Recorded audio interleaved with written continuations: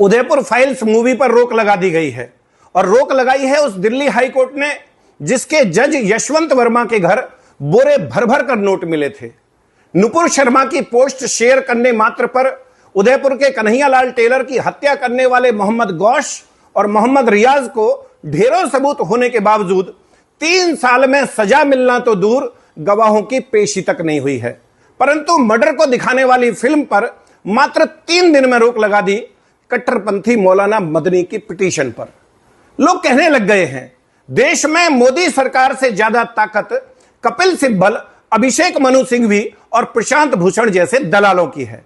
सरकार बटला हाउस, ओखला और हल्द्वानी जैसे अनेक क्षेत्रों में बांग्लादेशी और रोहिंग्या घुसपैठियों के अवैध कब्जों पर बुलडोजर चलाती है, सुप्रीम कोर्ट रोक लगा देता है।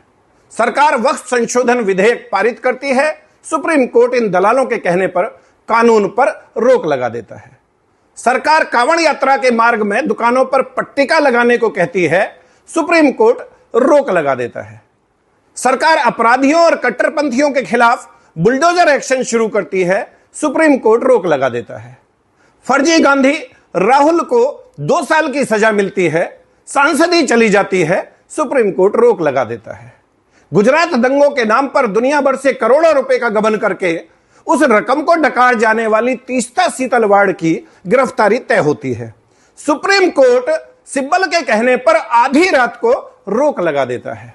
अपने कोर्ट ऑफिस में साथी महिला को जंगा पर बैठाकर ऑन कैमरा घृणित कर्म करते हुए उसे जज बनाने का लालच देने वाले सिंघवी जैसे गलीच का लाइसेंस कैंसिल करने की बजाय सुप्रीम कोर्ट उसकी गंदी वीडियो सोशल साइट से हटाने का आदेश देता है। मतलब चल क्या रहा है भाई इस देश में? सरकार का कोई रसूख मानता है कोर्ट या नहीं? आम इंसान की तो छोड़ो, एक वकील कोर्ट ऑफिसर होता है, कोर्ट साहब से कम पढ़ा लिखा नहीं होता। उनकी कोई वैल्यू है या नहीं साहब की नजर में? हिंदू की तो खैर कोई औकात है ही नहीं इनकी नजर में।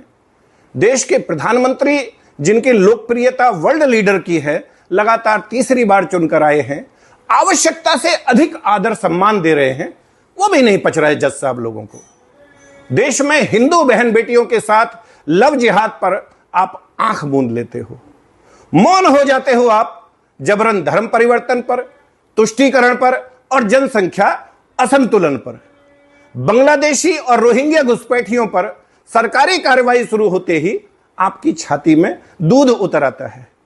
परंतु 5.5 लाख कश्मीरी पंडित अपने ही गांव घर से पलायन करने पर मजबूर कर दिए गए, आप शांत बैठे रहे। कोई इतना एक तरफा कैसे हो सकता है जज साहब? कैसे? आप भी इंसान हो, एक बार दिल पर हाथ रखकर सोचो कि आप और आपका पूरा परिवार, कुनवा खानदान और पूरा का पूरा गांव उजाड़ दिया जाए, भगवान कभी ना करे आपकी बहन, आपकी बेटी के साथ कश्मीरी पंडित गिरजा टिक्कू की तरह सामूहिक दुराचार हो। उसे नग्न अवस्था में जननांग के बीचों बीच आरा मशीन से जीवित ही बीच में से चीर दिया जाए, आपके भाई, आपके जवान बेटे की आपकी आंखों के सामने हत्या कर दी जाए, आपको आपके गांव, आपके शहर, आपके जिले से ही नहीं, आपके राज्य से भी आपको जान बचाकर भागना पड़े और 35 साल दर दर की ठोकर खाकर अपने ही देश में शरणार्थी बनकर रहना पड़े, आप कैसा महसूस करेंगे? पिछले 35 साल में एक बार भी आपकी आत्मा ने स्वतः संज्ञान लेकर जालिमों पर एक्शन लेने को कहा है? करोड़ों गरीब लाचार कैदी अपने ट्रायल की आस में जेल का नरक भोग रहे हैं, उनके परिवार और वकील अपनी जूतियां घिस रहे हैं। आपके पास सुनवाई का समय नहीं है, परंतु सिब्बल और सिंघवी जैसे धूर्त दलालों के अकूत धन के लालच में आप आतंकवादियों, भ्रष्टाचारियों और विशेष रूप से इस हिंदूवादी सरकार के विरोधियों के पक्ष में आधी रात कोर्ट बैठाने को तत्पर रहते हो। इस देश की सनातन संस्कृति के वाहक हिंदू समाज की मान्यता और आस्था में पलीता लगाने के लिए आप हमेशा आतुर रहते हो। अफगानिस्तान, पाकिस्तान और बांग्लादेश सहित शरिया वाले देशों में जजों की हालत क्या है, इस पर भी कभी विचार करना जज साहब। खैर, मर्जी आपकी, पर हां, कंटेंट ऑफ कोर्ट किसी एक अनिल चौधरी पर लगाने से बात नहीं बनेगी। देश के बच्चे बच्चे की जुबान पर यह बात है, और अगर यकीन ना आए तो अपने किसी सगे वाले के बच्चों से पूछ लेना, वो बताएगा भारत की न्याय व्यवस्था कितनी सड़ चुकी है।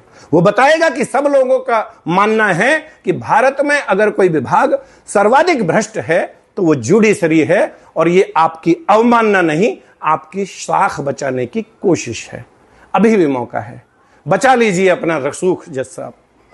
कॉलेजियम सिस्टम को कूड़ेदान में फेंक दीजिए। न्यायिक व्यवस्था में आमूलचूल परिवर्तन की आवश्यकता है। आप समझिए इस बात को। और फिर भी अगर लगे कि गंदगी को दूर करने की बजाय मुझ पर एक्शन लेना ज्यादा जरूरी है तो ठीक है, आखिर someone has to bell the cat. किसान का बेटा हूं, फौजी रहा हूं, शेष बचा भारत गजवाए हिंद की जद में ना आने पाए। जातिवाद से ऊपर उठकर तमाम हिंदू, सिख, जैन, बौद्ध एकजुट रहें। रोजाना 18 घंटे इस विषय पर काम करता हूं।